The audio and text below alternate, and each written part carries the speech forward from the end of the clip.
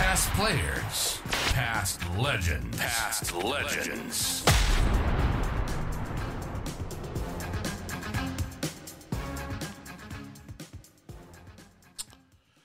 We welcome Peter McIntyre.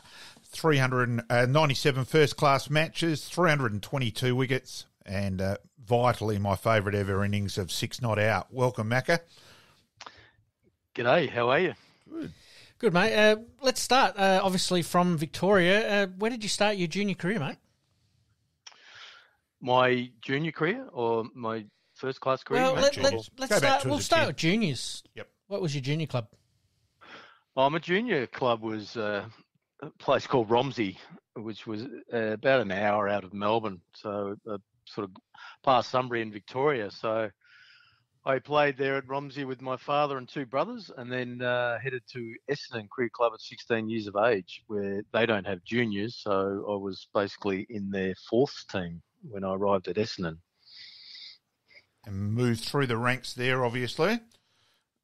Yes, look, I think there were 13 spinners in front of me at the time. So I had to bide my time in those 4ths, and then we won a final in the 4ths and moved into the 3rds, and then quickly into the 2nds team, and then I had a little bit of a hurdle because the leg spinner in the 1st team was going out with the chairman selector's daughter. So that always helps, yeah. Yeah, up against it, David Tate, and then I got an offer to go to head across to Collingwood, which I very passionately for in the AFL. Yep. And I decided to stay at Essendon and fight my way for a spot in the 1st team, which came along pretty quickly. We won't hold that against you, Collingwood supporter. No, nothing wrong with that. Nothing wrong with that. No, and then you debuted for Victoria at the MCG in '89. What's your first memories of your first Shield game, Matt? Look, it was a long one. It was, I think I bowled 40 odd overs in an innings.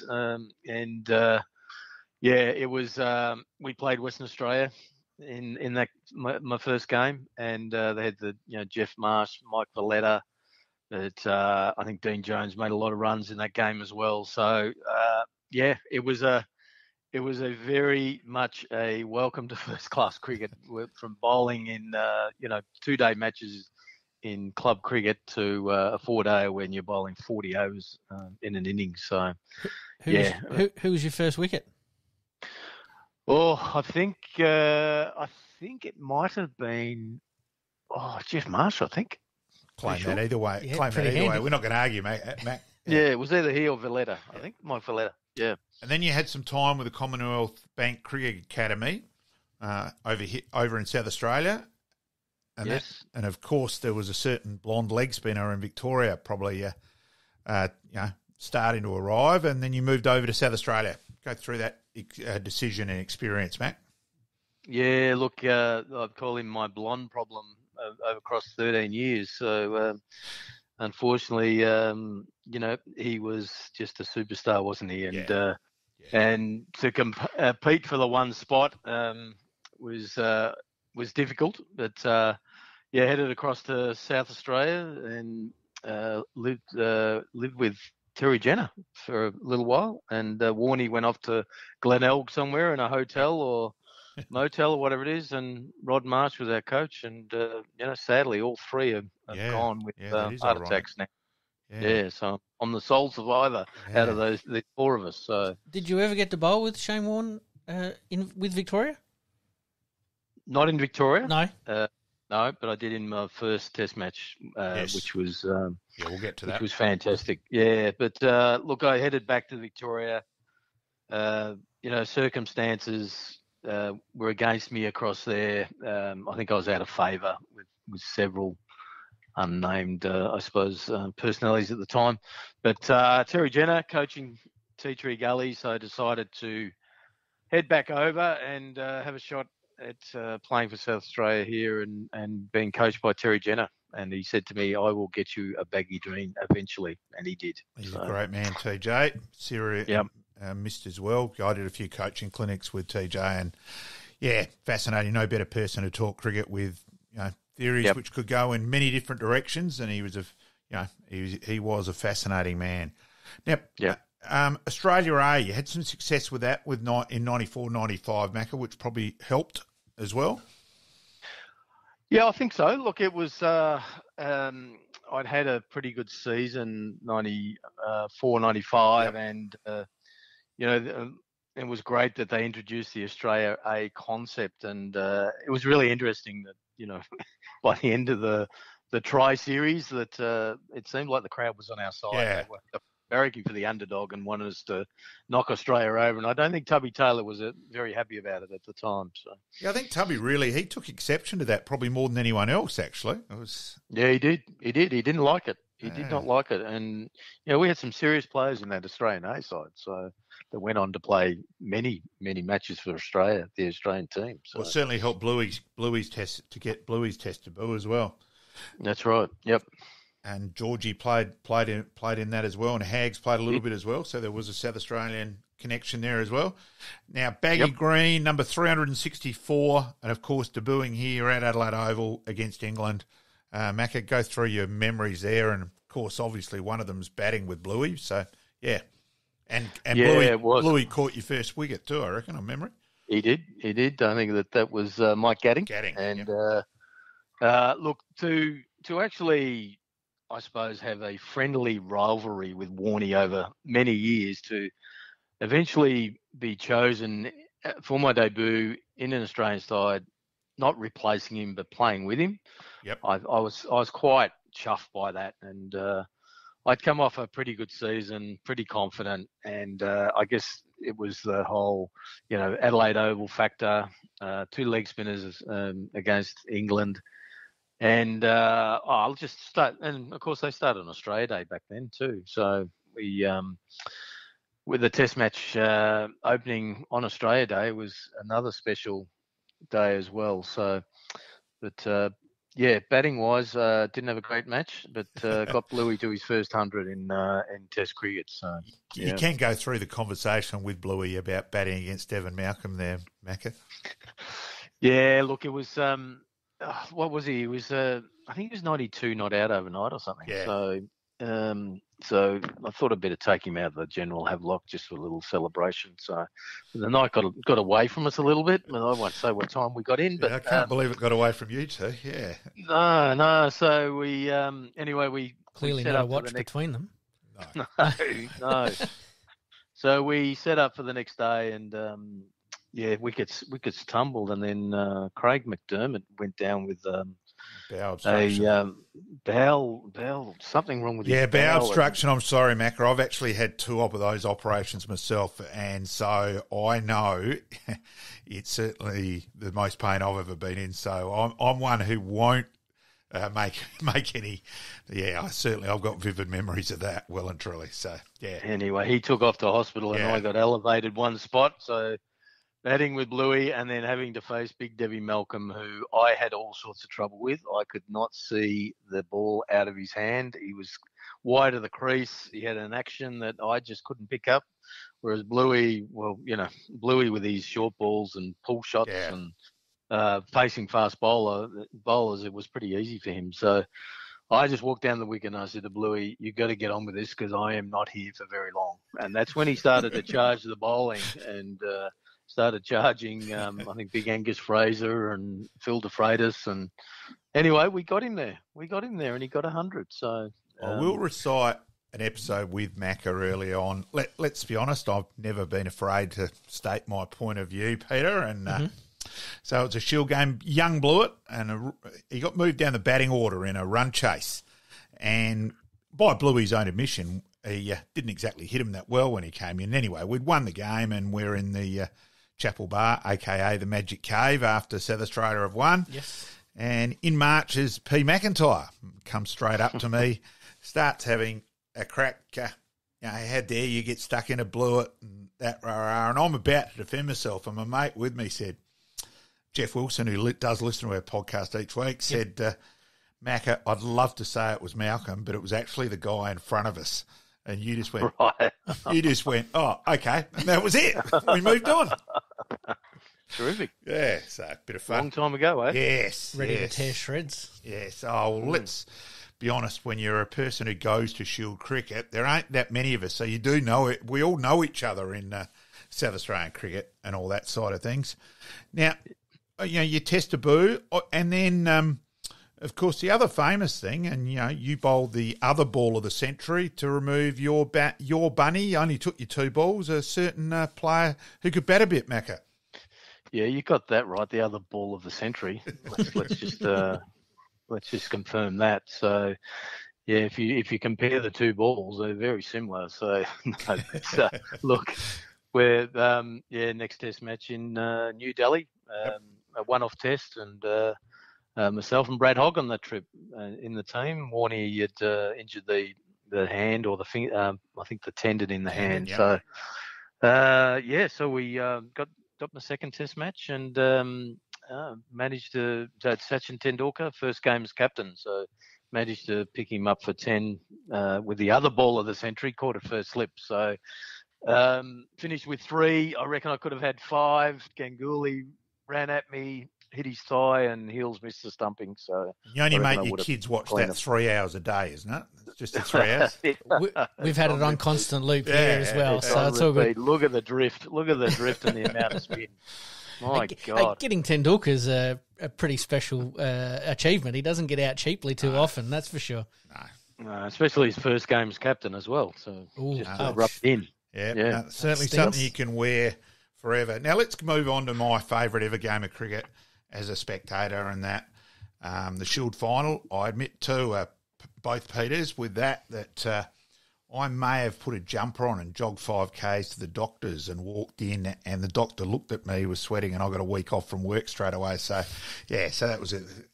I think I'm sure the statute of limitations 7 years, I think, now, is gone now. Yeah, I think so you're I pretty reckon safe. I'm okay with that. Now, against a ridiculously talented WA side, Hussey, Gilchrist, Langer, Martin, Lavender and Baker, who are pretty fair Shield players as well.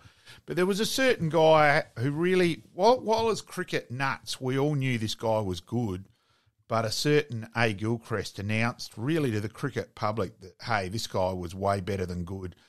And, South Australian attack, Gillespie, Shane George, Greg Blewett, Peter McIntyre, Tim May, 189 not out. It was an incredible innings, Macca.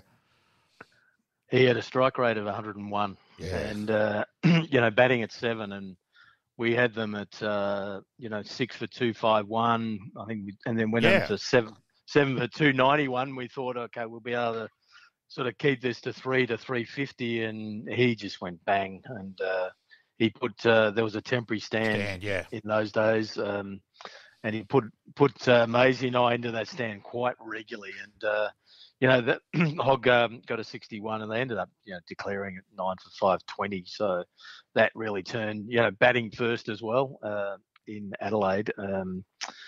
It was all set up for them really to really knock us over, because batting, you always batted first in Adelaide, and for obvious reasons, with the pitch deteriorating with the heat, and they weren't drop-ins in those days. So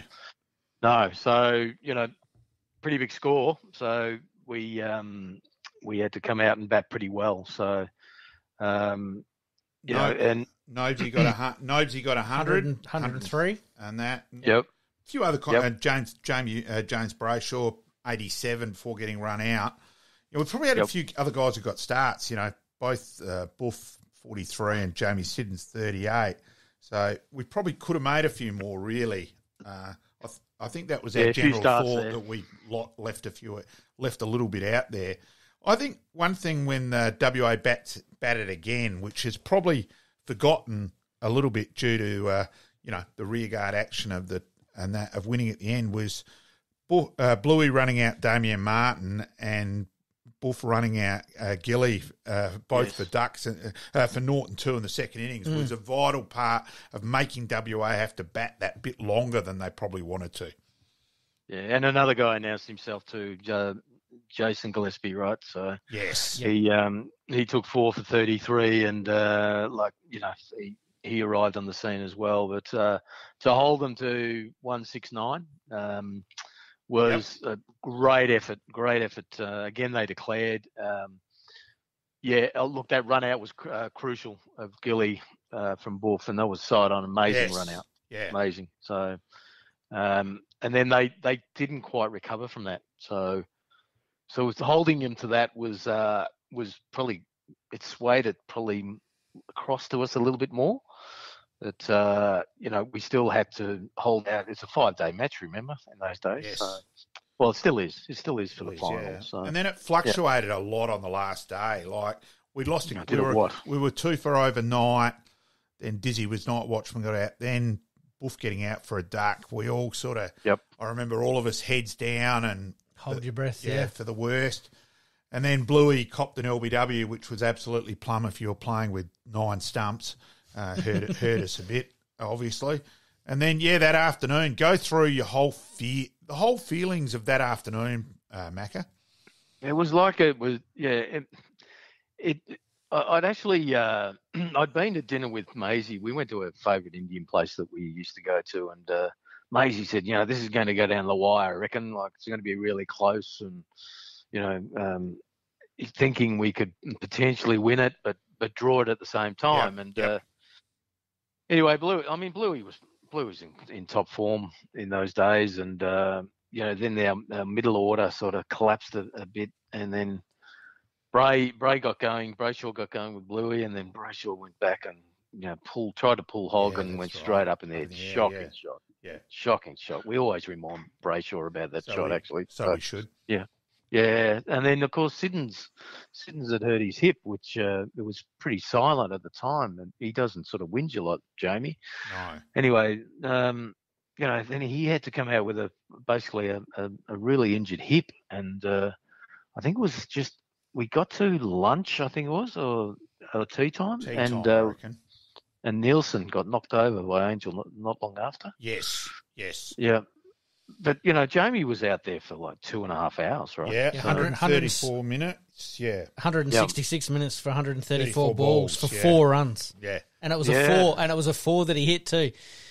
That's right, and he couldn't run at all, and it was and then it turned into survival, right? So, and then everyone started getting nervous, and taking off out of the rooms, and we went for a drive. Couldn't watch. Yeah, Boof That's amazing. Bandaged himself up like a mummy. Yeah, try and take some tension out of the room, and and then Maisie batted for almost probably just over an hour actually. Yep. And for a 0 again. So, and gobbling up 50-odd balls. So. So then sort of out I stroll with 9 of what were we 8 down, 8 down time. Yep. 8 down. And then I think Jamie might have got out. I think that's yes, it was Jamie. Yeah. Yep. 9 for 202. Yeah.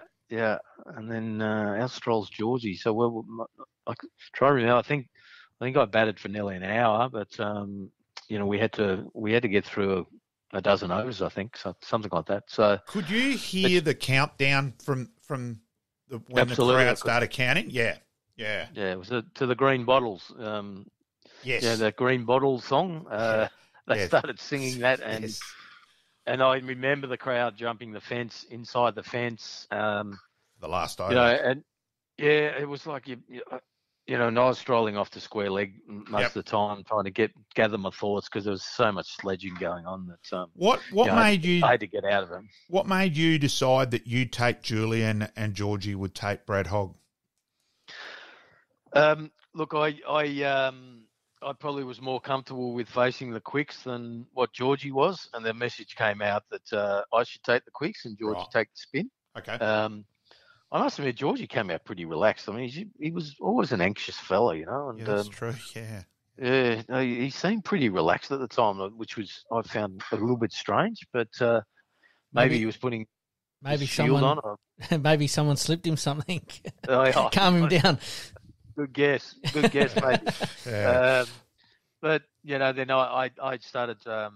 Georgie started to take Brad Hogg, and I took Brendan Julian. So, and that was the message that came out actually. So. It was probably a good idea at the time. So, of course, it was a good idea because we won the match, didn't we? Bloody oath. And that last ball where you blocked it, Yeah, look, I had to stop myself running out of the crease in case they ran me out, right? So I sort of stopped for a few seconds and thought, right, it's over, and then sort of ran off the ground like I've never run before. No, so. you did that at a fair pace, actually, Mac. Yeah. And Absolutely. Then jumped up into the rooms. Yeah. Yeah. Look, just magic, a culmination of a number of years of planning to win a Shield and bringing a team together and connecting a team, So we had a lot of different characters and different personalities in the team. And it'd be remiss not to mention Bomber Hammond's influence on that, on the whole group, and that as well. And we're pretty shattered to lose. We're pretty shattered to give Queensland their first win the year before as well. Yes. So that ruined every cricket joke in history with bloody us stuffing that up against Queensland the year before. Had to be us. Yeah. So it's amazing game. What did you think about Brendan Julian's last over to you? It was a little bit loose. You would have expected him to be a bit tighter than he was. I think when you look at the footage, he looks even more nervous than I was. That's why I ask. I mean, he'd bowled quite a few overs, hadn't he? Like in the match. Yes. I think that was his 29th over in the second innings. 29, right? Okay, so 13 maidens, 56, 4 for 56. Right, and he bowled 30 overs in the first innings. Yeah, he got a picked up a fifer there as well, I think. Yeah. So he was in reasonable form, but it was like he was resigned to. I don't know. It was just very strange because that Moody kept trying to pull it up and make the over go as long as possible, and I think that was to their detriment. I think BJ wanted to get on with it, and Moody kept sort of trying to slow it down. And I think that would have been better if he'd let BJ get on with it. So I think that was an advantage for us at the time. Well, we're glad he didn't. Yeah. So, look, guys, amazing match. Oh, look, it was incredible. And the celebrations, back at the Planet, back at the ground the next night. It's, give me that. Look, I know I'm a traditionalist and all that, but give me a Shield win every time. Like, I've got to be honest, when the Strikers won, the mates I was sitting there with that, see you, mate. Yep, see you in the week. Where for me, if South Australia win the Shield, it's massive. Where, take it or leave it sort of thing.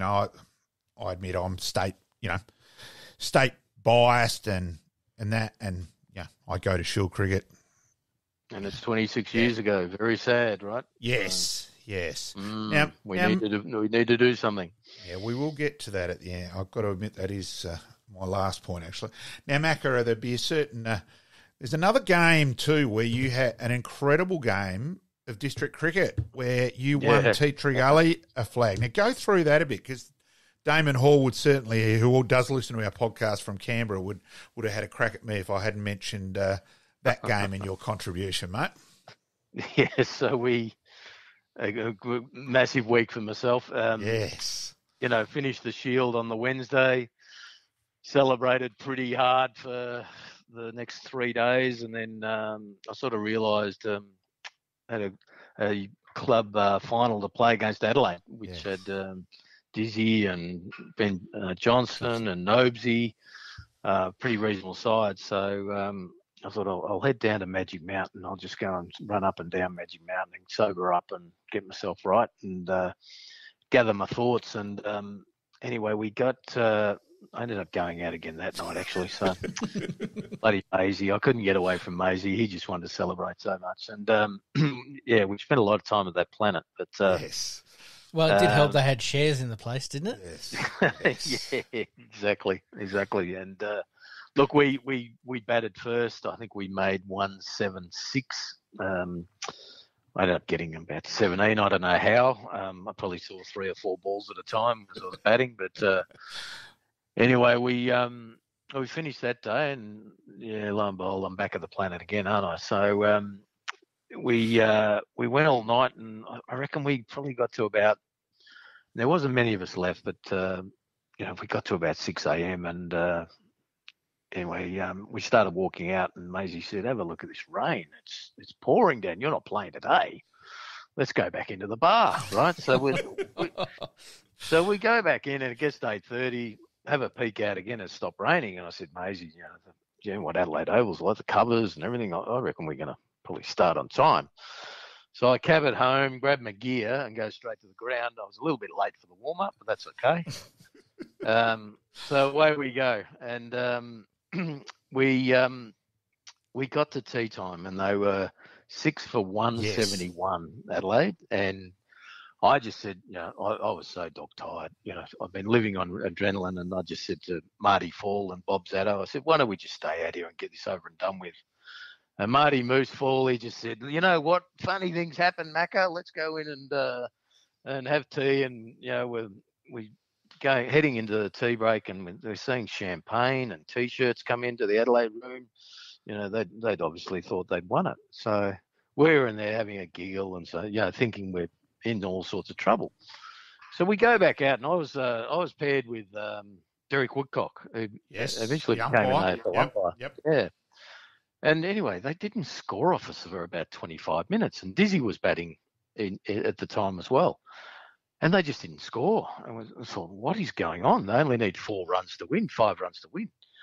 Anyway, I think they got 1 or 2, and then they're just getting a single here and there, and they lost wickets at the time. Anyway, went bang, bang, and all of a sudden they're 9 down for 174. Anyway, I think I've ended up bowling. At the time, I'd bowled 36 overs. I had 5 for 32 or something. And anyway, the guy Ben, trying to remember his name. He's batting 11. Yeah. I've thrown up this loopy wrong, and he's charged me, and I've bowled him. We won by a run, and I've got 6 for 30 odd overs. Here we go again. And who said drinking doesn't pay, Macca? Oh, it was in, back to the club at Teachery Gully, first ever premiership, and that club was fairly young in the scheme of things, and it was TJ's first win as a club coach with a premiership, and it was just, I don't know, it was just a week of unbelievable times that I look so fondly on. So it was a massive week. And you eventually got home. I did eventually. So wow, that'd have to go down as one of the biggest chokes in cricket, or SA cricket anyway, local cricket, for a while. Yeah, it was probably the other one too. I am just showing my age here, Macca, was Russell Parker took 6 for 14, including a hat trick as a part-time leggy to win Glenelg, the 73-74 district final where... Oh, Lee, you've got a memory like a horse. Yeah, you know that. An elephant. Yeah. So let's continue on with your career after that, Macca. So you'd also had a few injuries in that after that as well. And South Australia, we probably never quite were as consistent as we'd been in that couple of year period again either. Major retiring probably hurt us. And I'd sort of had 2 shoulder operations. Yeah. I'd blown a long-headed bicep, which had to be screwed back on, and then I tore my belly of my bicep, and my shoulder was basically pretty well shot by the end of that career there. So but still kept going and still enjoyed it. I think I got a bit more consistency when Buff came on the scene as captain. Yep. He certainly understood leg spin really well and where to bowl, especially the left-handers, and. I think I probably struggle with consistency from not playing each game, but playing on the games in the games where the pitches suited me. So, which really annoyed me at times when I was in great form, and you play Sydney, Adelaide, and then you'd go off to Hobart and you wouldn't play, and then you wouldn't play in Melbourne So that was always tough to get consistency, but I managed to get that towards the end of my career. So. It was 2 tests and, Shield final and a club premiership. So I thought I've had a pretty good time in this game. So it was time to head off and find a real job. A little bit of frustration not getting to the 100 first-class games? Oh, not really. When I look at it, 97, probably 12th man 25 times. I'm not fussed by the 100, reaching 100. So no, not at all. But thanks for bringing it up, Mel. Look, I know one thing personally. I would love to see Peter McIntyre involved in the administration of cricket in South Australia. A bit of common sense and no bullshit, naturally honesty wouldn't go Australia. In my opinion, you would help South Australian cricket markedly, Peter. So, look, I'm actually Andrew Sinclair's involved me in a strategic cricket committee at the moment that is making recommendation to the board.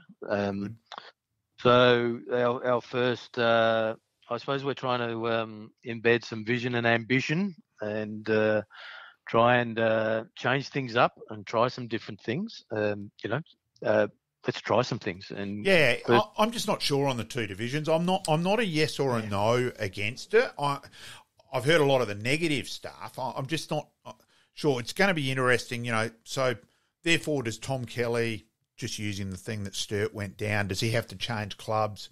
How that under 7, how that junior side works is probably a little bit up in the air. Like clubs are saying, well, hang on, how about if we have a kid, makes 100, can we then put him up into our ways? That's probably something which is up in the air a bit as well. So there's a few things still to be sorted out.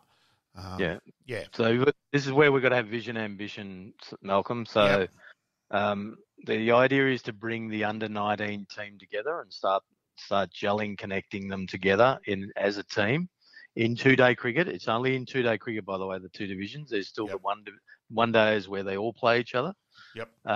We want to start getting this under-19 team into playing probably a good level of cricket as well and playing regularly together, and that's the reason behind it. So now the two division factor is it's 2 up, 2 down each year. Now, what really pleased me in the paper on Monday, I was seeing Chad Sayers talking about 8v9 at the weekend and how it was such a high-pressure game, right? So that's what we want to hear, right? We want that standard and that high-pressure intensity where people get to experience that intensity of a game and they can take that into first-class cricket. So it just so happened that they were fighting it out for the 8th position.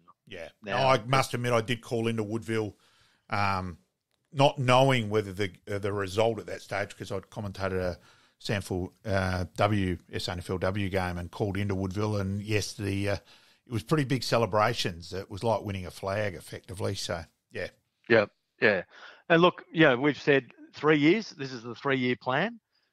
You can always tweak things, Malcolm. So, but we've got to try some things. We just have to try. It's important that we have the top 8 playing against each other on good quality grounds as well. So and getting that coaching right across the board.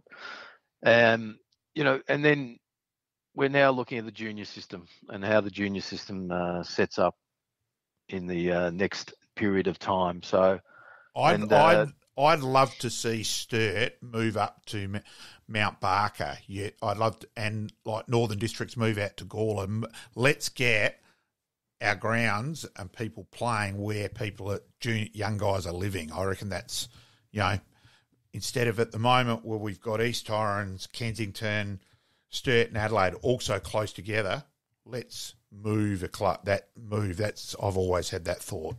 So, Yeah, look, I'm a big advocate of that northern and southern areas where there are big catchments, right? And I don't understand why there's always pressure on those two teams to, they talk about, they're the weakest teams and all that. So I don't believe that to be right. And I do think they need to consider investing some time and some funds into moving into the Gawler Barossa area. Yes.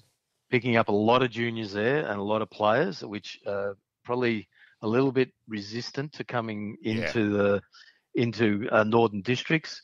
What it does, it also opens up a little bit of space for Port Adelaide, where you've got Northern Districts operating out of Gawler Barossa, and then you've got Southern that should really move into the McLaren Vale area and pick up a really big pool of players. So, and I'll tell you an alarming statistic. I couldn't agree more on that, Macca. I've always thought that. Yep. Yeah. Mount Barker's an interesting one, right? So it's no longer a a regional zone. No. I don't think it's a metro zone as are those hills. But an interesting statistic is that 70% of our juniors in South Australia are playing in the east or are from the east. Yeah.